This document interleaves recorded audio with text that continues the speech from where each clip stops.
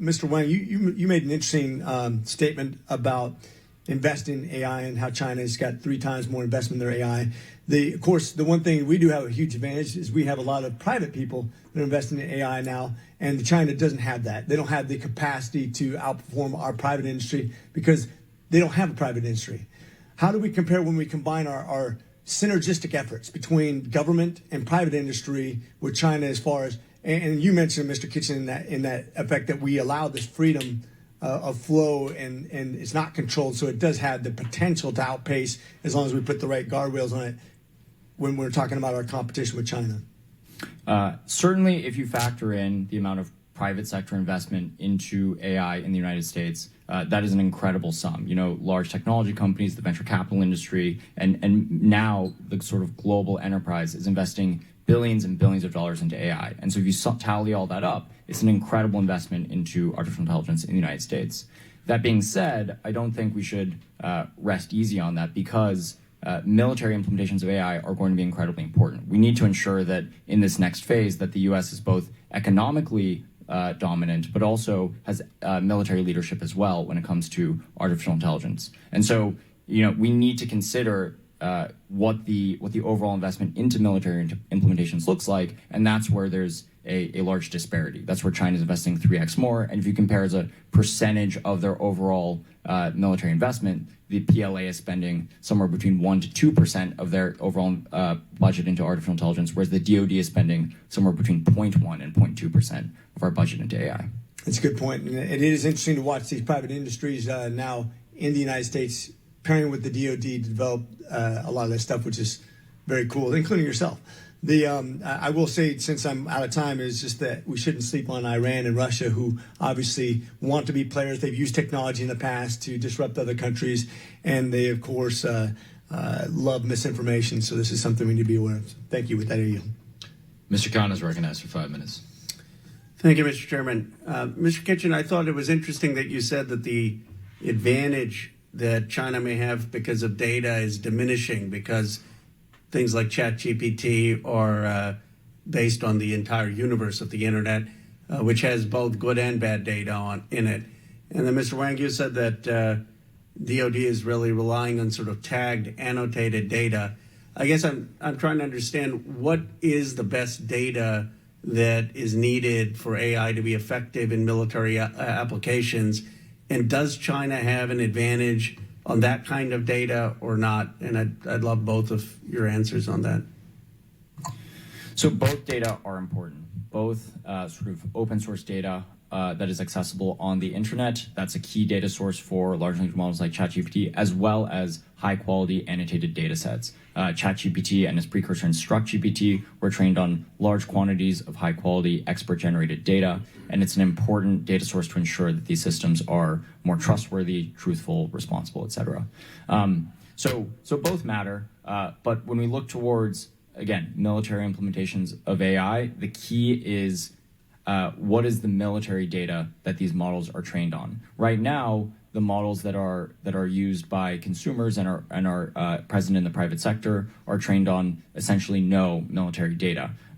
As a result, you know, if you try to apply these without any additional data towards military problems, they would not perform particularly well. So as we look towards applying artificial intelligence to the military, we need to have military AI-ready data sets that are ready for this kind of deployment. When it comes to that kind of data, I think probably today you would say it's a jump ball. I think that PLA is looking deeply at this issue and the DoD is looking deeply at this issue. But we have all of the fundamentals to have an insurmountable advantage because the DoD generates 22 terabytes of data, far more data than the PLA generates on a daily basis. So if we can instrument this data into one central repository, we can come out ahead.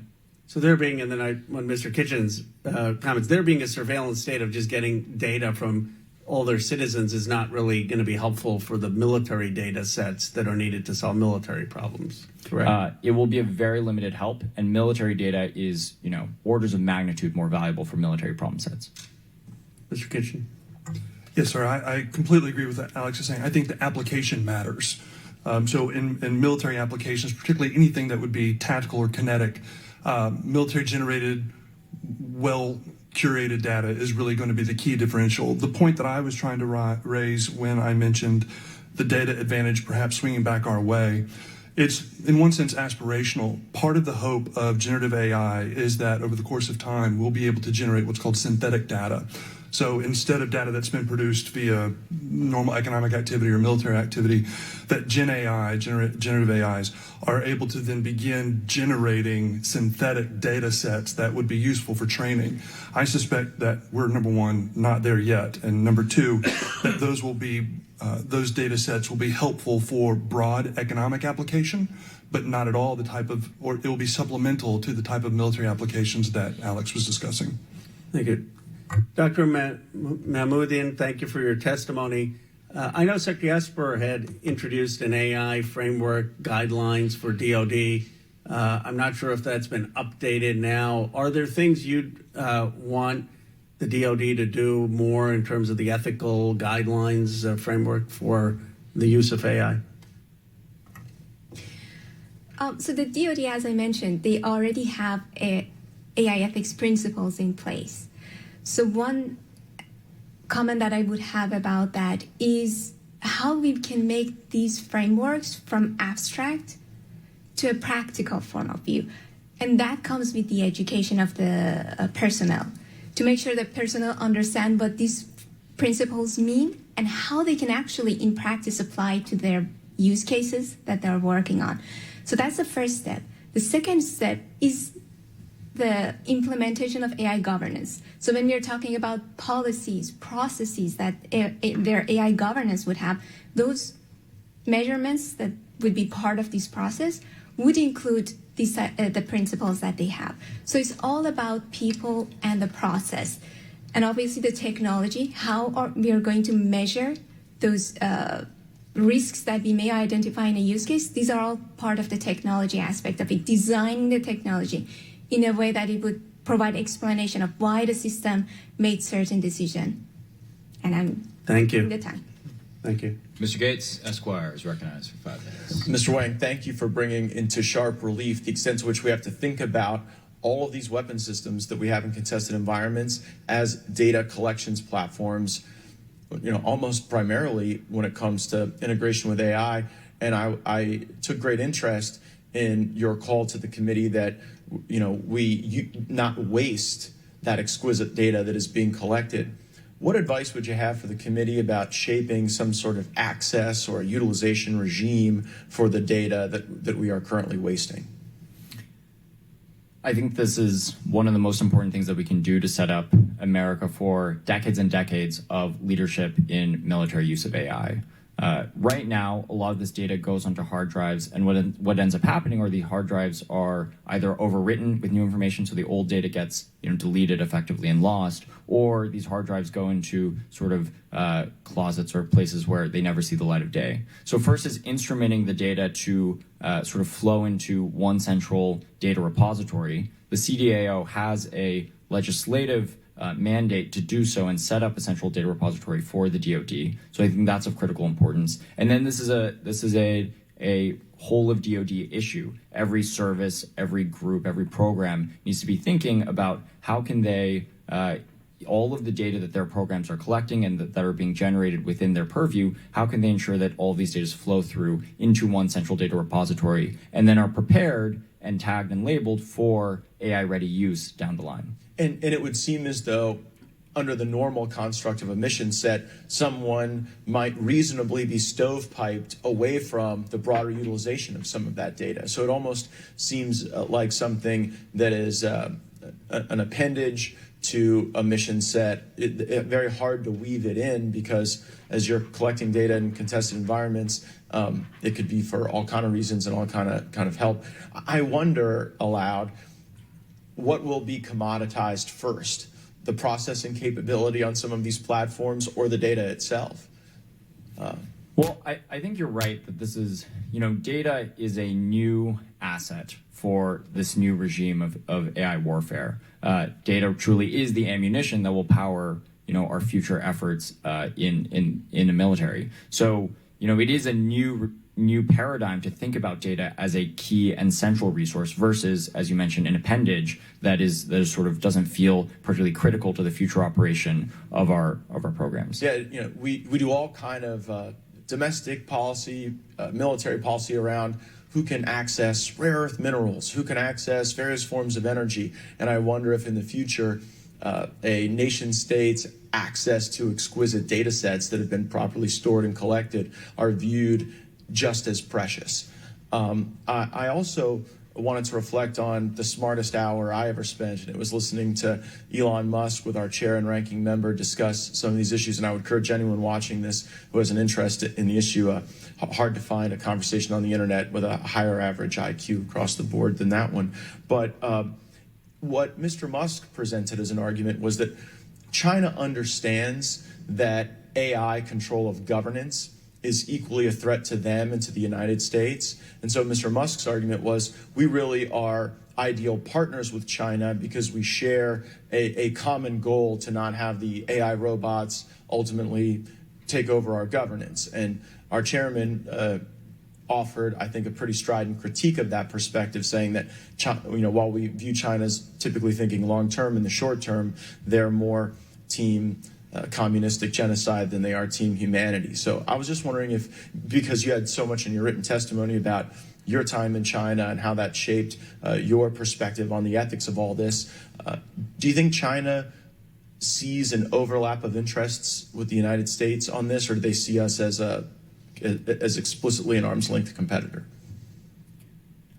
I think it would be stretched to say we're on the same team on this issue. I think that if you look at the last generation of AI, computer vision technology, the way that China approached it was utilizing it, building an industrial base that was government funded to immediately build advanced facial recognition technology for the suppression of their population and the suppression of Uyghurs, ultimately sort of tightening the grip of their totalitarian regime. I expect them to use modern AI technologies in the same way to the degree that they can, and that seems to be the immediate priority of the Chinese Communist Party when it comes to implementations of AI. So we'll count you on Team Gallagher, not Team Elon on that. And just a question for the record, I would love to know everyone's perspective on what the most important alliances the United States is involved in when it comes to these AI regimes. Is it AUKUS? Is it Five Eyes? Does NATO have a role to play in some of the ethics around this? So I'd love to submit that. Well, I'll break the second commandment, which there's a corollary. If you say something nice about me or the ranking member, you get more time. I just quickly, what is the answer to Mr. Gates' question? That's an interesting question.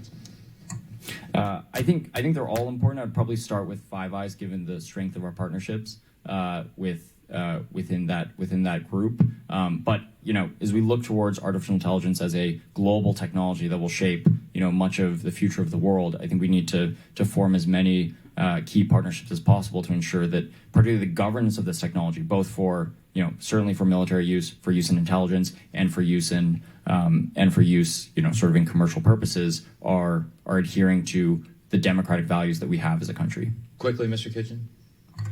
From a traditional security alliance, I would say Five Eyes and NATO will be critical. However, I would say that the broader economic partnership with our friends and allies in the European Union is going to be critical long-term and is going in the wrong direction. Happy to talk about that more. Quickly, Dr. Mokhbedian.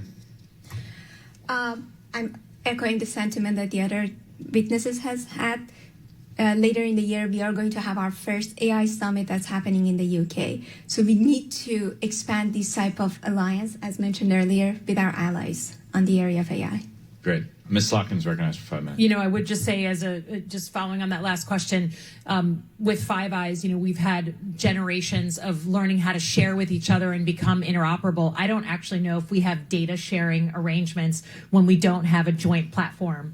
And it's just fascinating to just think about getting those arrangements in place and sharing data, given the value is going so precipitously up on it.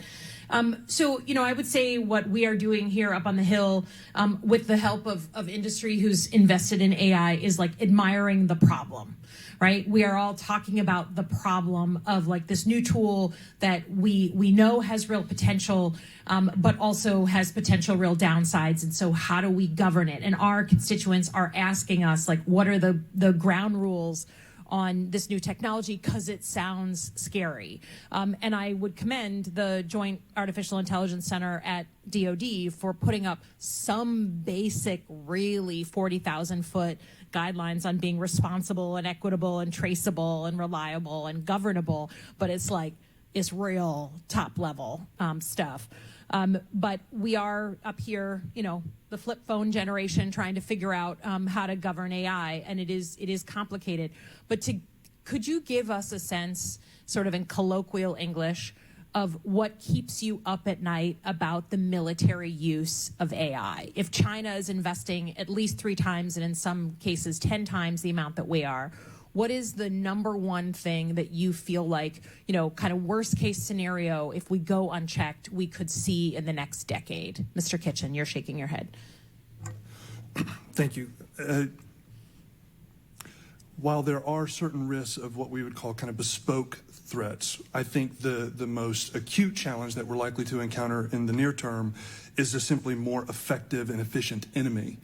So the chairman referenced a quote from the Korean War. I'll raise him with another one from General Pershing, who said, "Infantry wins battles, but logistics wins wars." And I think supply chain and military logistics and a lot of what we call kind of back office military capacity is what is likely to be reshaped by AI in the near term, which can sound innocuous and not so scary. Not after Ukraine. I mean, not after watching Russia and Ukraine. I'll be happy to invest in more improved logistics, given what we've just seen in the buffoonery and the Russian military. But I just want to make sure Mr. Wang has an opportunity. That's a good one, and it's not a scary thing. It's just a more capable and competent adversary, whoever they are. Mr. Wang. I would certainly agree that the application of AI to back office functions, logistics, and just overall optimization is really critical. If you look towards the areas where the PLA is investing into artificial intelligence, it's for autonomous drone swarms, whether that be aerial, subsurface, or ground. They're investing across all fronts. They're investing into adaptive radar systems, which jam and blind U.S. sensors and information networks. So they're investing across the whole spectrum in artificial intelligence to sort of set the new tone of warfare with this technology. And so, we need to be investing across the slate. That being said, I worry as well about the risks in deploying these AI systems without proper guardrails. And for me, it really comes down to implementation, which is test and evaluation. So how do we know that for all of the artificial intelligence systems that the DoD is likely to deploy over the next few years and the next decade, how do we ensure that each of these AI systems adhere to the DoD ethical AI principles as stated? So I think it needs to be a standard part of the procurement process is a test and evaluation mechanism to ensure that every instance where a program within the DoD is looking to use artificial intelligence, that we have the right testing and evaluation to ensure that it adheres to our guardrails. And I know that the department is working hard on this data labeling problem and trying to, it's an enormous task to ask tends to be stovepiped organization to share data, make it available, label it, make it usable. If you were king or queen for the day and could get them to do one thing on reliability of data and availability, what would it be? I would say first, establishing the central data repository and then creating a plan by which as much of the 22 terabytes of data generated a day goes into that central data repository, and then creating a plan by which as much of that data is processed and labeled and annotated to be AI ready as possible. These are all multi-year efforts that are not going to be solved tomorrow at the snap of a finger. They need to be solved through long-term planning and long-term coordination. Great. Thank you very much. Yield back.